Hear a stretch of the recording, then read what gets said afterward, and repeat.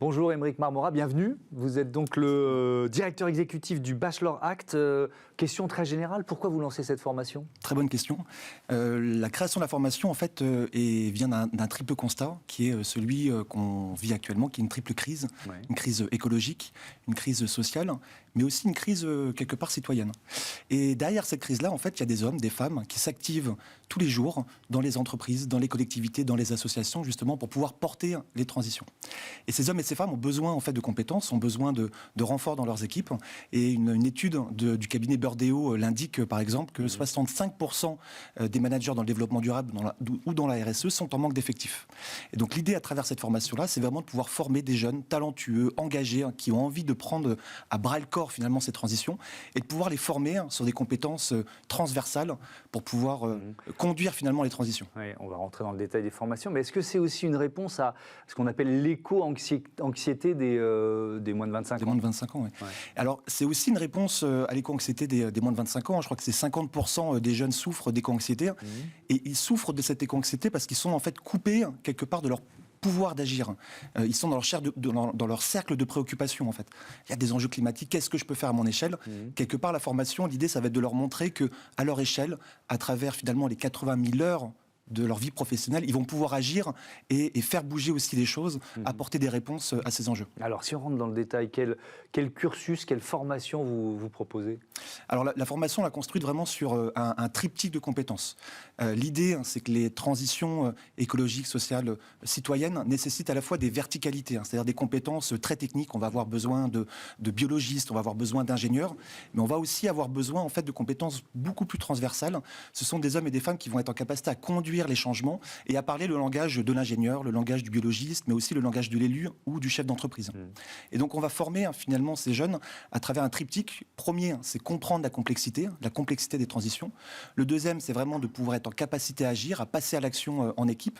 Et le troisième, c'est finalement dans tout ça, c'est trouver sa voie. Finalement, ce qu'on peut tous chercher, quel que soit son âge. Et est-ce que ça commence par une claque climatique? C'est un terme qu'on emploie régulièrement dans cette émission et qu'on a notamment beaucoup employé avec les chefs d'entreprise qui participent à la convention des entreprises pour le climat. Et ça, ils nous ont dit, ça a démarré une première session, on a pris une claque climatique. Ouais. Alors, ça peut être on peut démarrer avec une claque climatique. Les jeunes, en même temps, sont aussi conscients des sujets. Donc, on voudrait équilibrer. On ne l'imagine pas aussi urgente, aussi, vous voyez ce que je veux dire ? L'idée, c'est d'équilibrer à la fois cette claque et de montrer la capacité à agir. Bien sûr. Et donc d'aller rencontrer celles et ceux qui agissent au quotidien. Et donc vraiment trouver la balance entre, en effet, il y a des enjeux qui sont complexes, qui sont grands, mais on a aussi cette capacité à agir à notre échelle. Alors, la première rentrée, elle est prévue en septembre prochain, septembre 2022.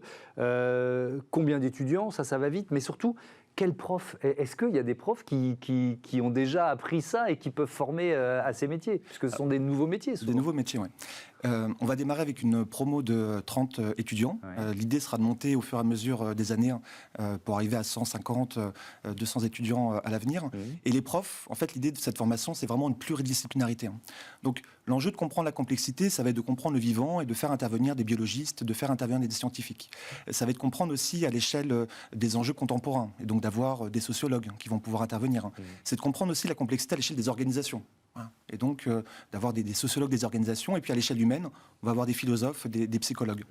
Le point important de la formation, c'est que finalement, tous ces enseignements-là ne doivent pas être décorrélés de l'expérience. Et donc, les jeunes, à travers ces 3 ans, vont être amenés à conduire des projets, à porter des projets, de mener un bilan carbone, de conduire une mobilisation citoyenne à l'échelle d'un territoire, de pouvoir créer leur entreprise sociale pendant leurs études. Et donc, vraiment, les intervenants, les enseignants, sont des enseignants-chercheurs, ça va être des chefs d'entreprise, ça va être des activistes du monde associatif vont venir justement former. Il n'y a pas de prof de RSE. Alors, il y a des profs de RSE, il y a des profs du développement durable. Là, l'enjeu, c'est vraiment d'aller chercher une formation pluridisciplinaire. Et donc, de former ces jeunes-là avec un peu de sociologie, avec de la gestion, avec du design, de la philosophie, finalement, de mélanger des disciplines. Et encore une fois, sur des projets très concrets. Est-ce que vous préparez aussi à des métiers qui n'existent pas encore, en fait ? Alors, c'est toute l'idée. Je crois que c'est 85% des métiers en 2030 n'existent pas encore. Et puis, il y en a un certain nombre qui existent déjà. Donc, métier du développement durable, de RSE, c'est un métier qui existe, qui aujourd'hui nécessite, c'est Elisabeth Laville qui me disait ça récemment, c'est que c'est des métiers qui sont devenus assez matures. Et donc aujourd'hui, ça nécessite des personnes qui ont une très forte culture finalement des enjeux environnementaux, mais aussi des enjeux sociaux. Et puis, dans les collectivités, on a aussi des besoins dans le développement territorial, dans le développement économique.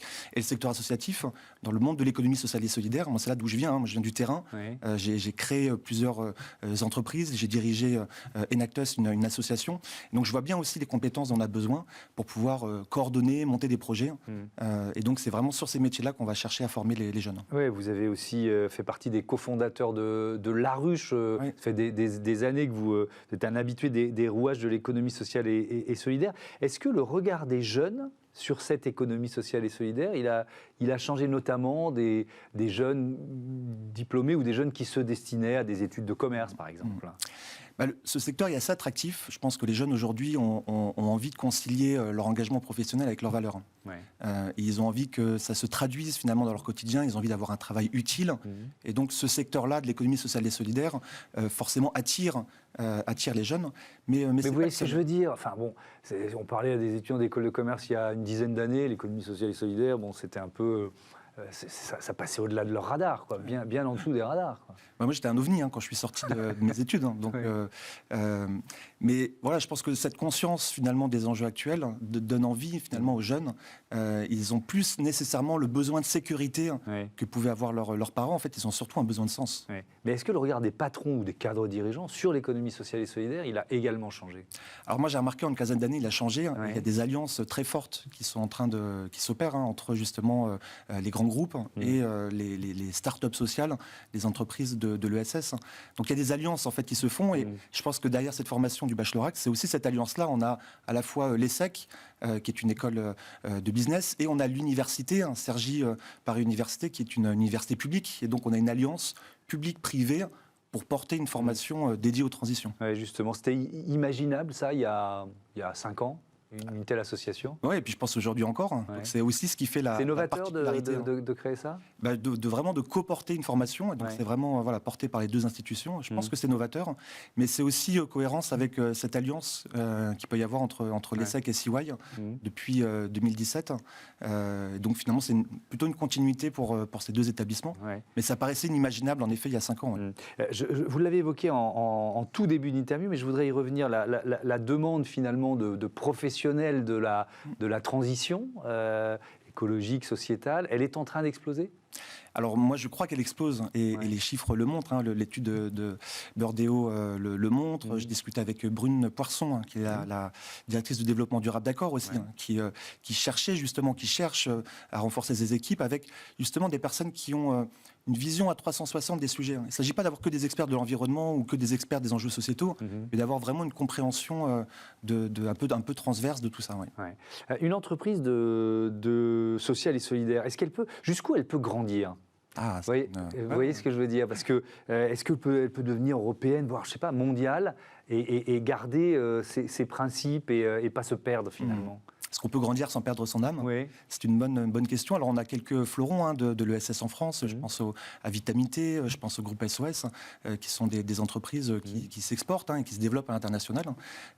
Après, je pense que la clé finalement de la transformation, elle est dans l'ESS, mais pas que. Elle est aussi dans le monde de l'entreprise, dans les grandes entreprises, elle est au sein des collectivités.